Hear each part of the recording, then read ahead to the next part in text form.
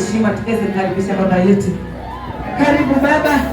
Shangwe na vigelegele na makofi mazuri kwa Yesu. Haleluya. Haleluya. Shangwe na vigelegele.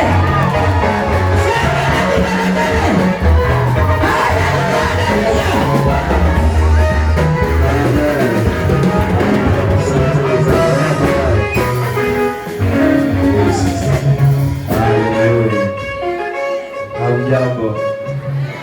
Hamjambo tena.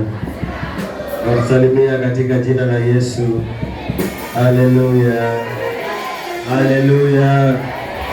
Yerusalemu. Yerusalemu. Amen. Ulize mwenzako, umebarikiwa kweli? Umebarikiwa? Haya, so nasikia Yesu. Yesu dala. Ninasikia 5 tu. Kwa vingine sielewi. Amen. Basi inasifu Mungu. Amina. Kwa sababu ya neno na wakati. Haleluya. Ni wangapi wanampenda Yesu? Uko tayari kugaramika kwa ajili ya Bwana? Wokovu ni bure, lakini baraka tulezeni si kweli? Basi wacha tuende kwa gharama moja ambayo ni ya muhimu sana, ambao watumishi wa Mungu walifanya na tuliwaona wakibarikiwa, na hata wao, hata wewe, hata wengine wako hapa ambao walifanya hivyo na wakabarikiwa sana. Amina. Unajua ni nini? Tunaenda kwa kipindi gani? Unakipenda hicho kipindi? Unakipenda kabisa? Wangapi wanampenda Mungu kwa hiyo njia?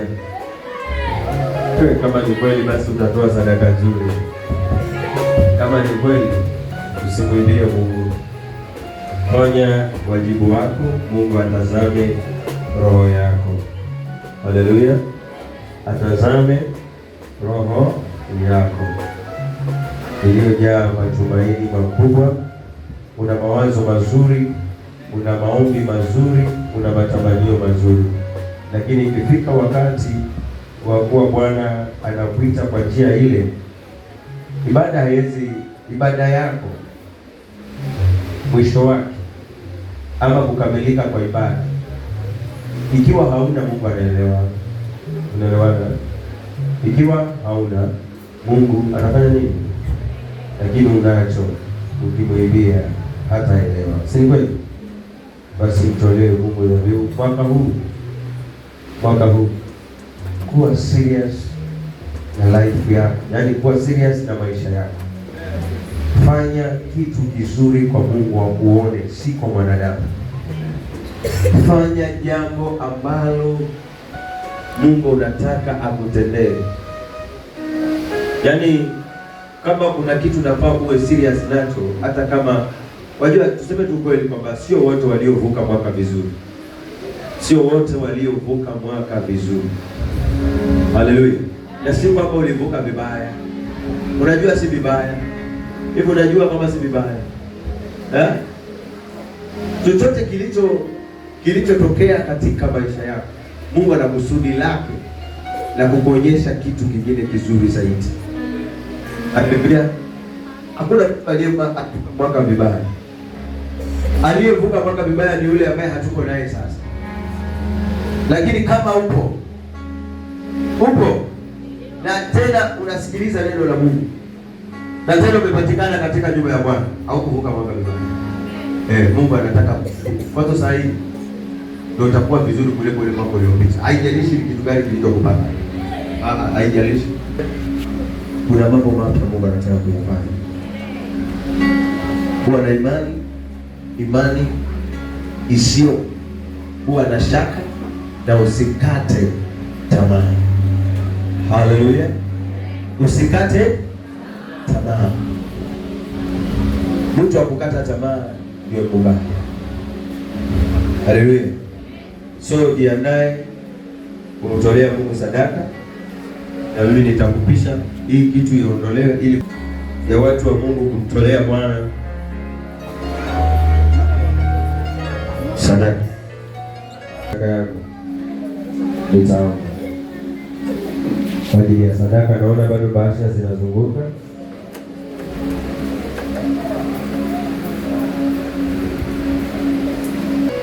Fungu lako la 10 limeandikwa hapo. Kuna mahali pa kutoa shukrani. Nilisema kuna watu wanafanya makosa katika kusema Ukristo wake ama imani yake. Kuna mtu akishatoa Jumapili moja ama akishatoa hiyo miaka mingine, unajua kwa roho yake ataniulizaje?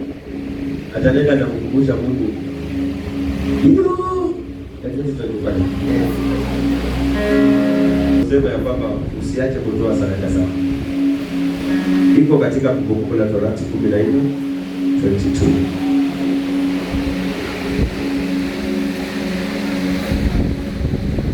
Anasema usiache kutoa fungu lako la 10.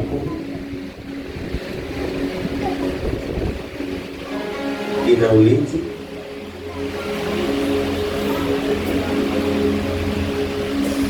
inakuongoza. Inasema ni maongeo. Neno maongeo linakuongelea kila mahali utakapokwenda. Neno yangu tu.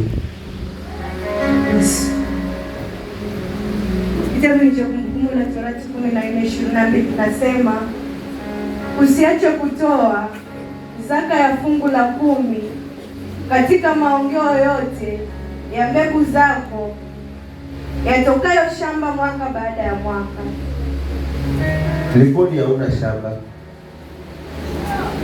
Shamba enda unafanya kazi, unaka biashara, unataka Mungu aongee. Unajua Mungu akiongea jambo juu ya maisha yako, kama kule mahali kulikuwa huko sawa, akinena panakuwa sawa, kwa sababu ndani ya moyo wako yeye ndo anaujua. Anajua mawazo yako, anajua ombi lako, anajua shida zako. Haleluya. Anajua chochote unachofanya, anajua chochote unachowaza. Hakuna mtu asiyejulikana na Mungu. Hakuna mtu aliyeachwa na Mungu. Kati ya wewe na Mungu, nani aliacha mwenzako? Ulimwachaje?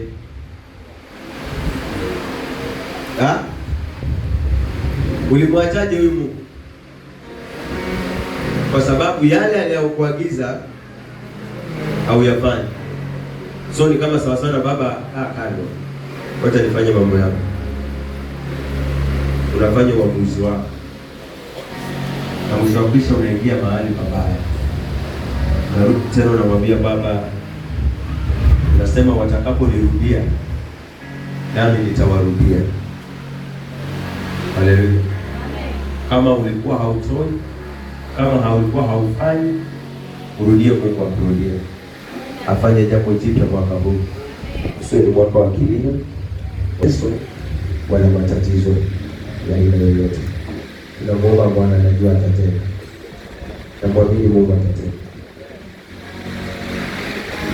Mungu atairudisha na hata kurudisha. Amen. Hata tuombe.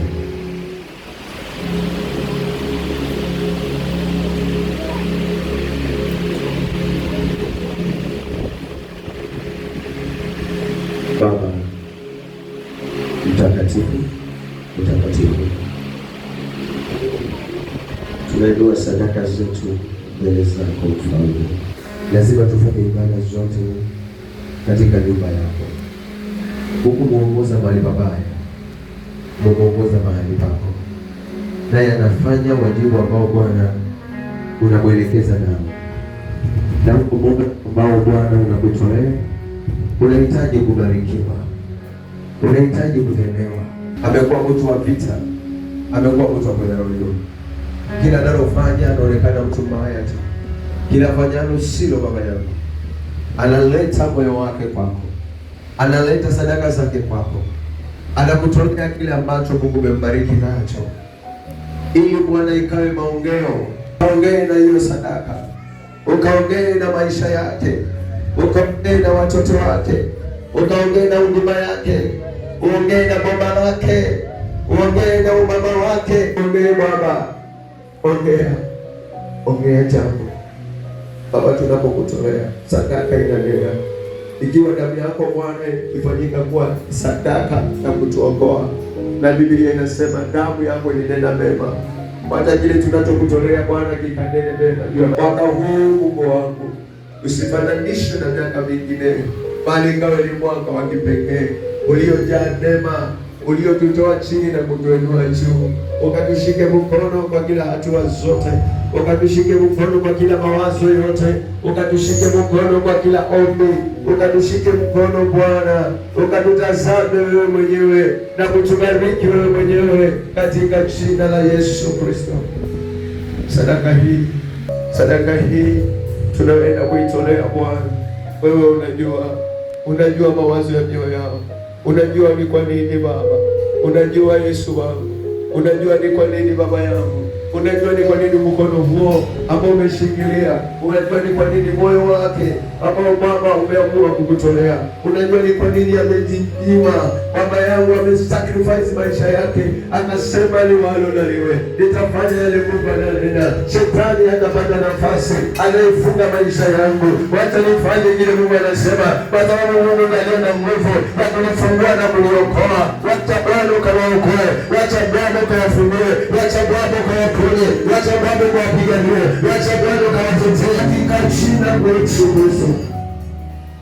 Asante Bwana wangu. Asante Bwana, umesikia hili ombi na mengine yote unaenda kuyanena. Utanena Baba, hii sadaka itanena.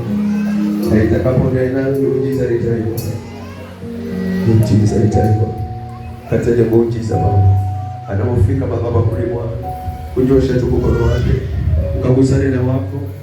Anapotoka mahali hapo Baba, chochote kama kilikuwa kinamsumbua moyo wake Baba, akakuta umetengeneza njia. Umeona moyo wake ulivyotakasika kwa kukutolea, umeona moyo wake ulivyojitolea kwa kukutolea.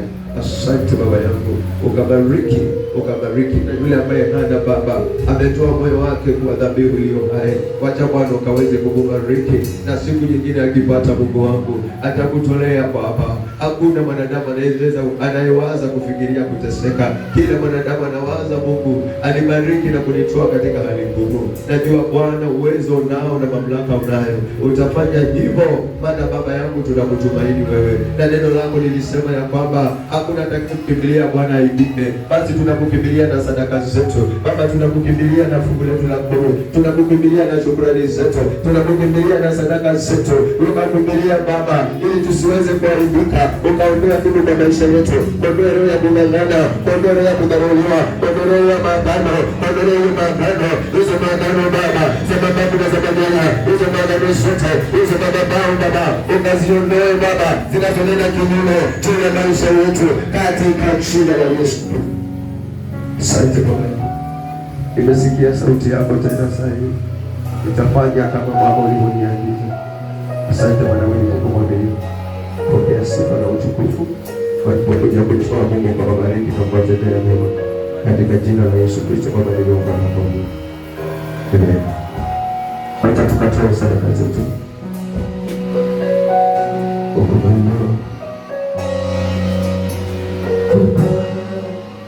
Heshima sifa zote